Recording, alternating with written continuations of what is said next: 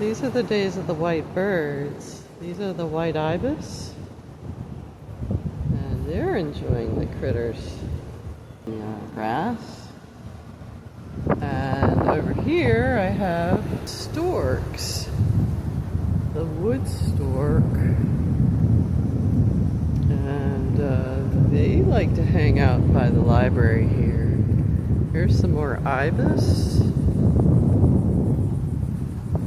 And the geese are over there.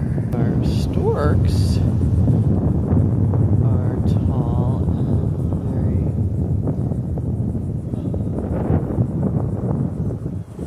how should we say stately.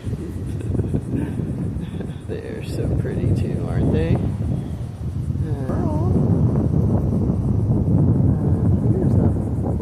Pigeon. Well, you look out of place with all the white birdie birds. Alright, Nancy the nature girl. Get out in it and see what you can see in your local area. Look at the way they walk.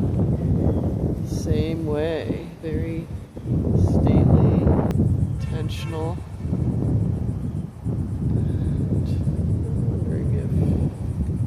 I'm pretty sure people come and feed them, so maybe they're waiting for that. There's a couple ponds here and there, and we've had a lot of rain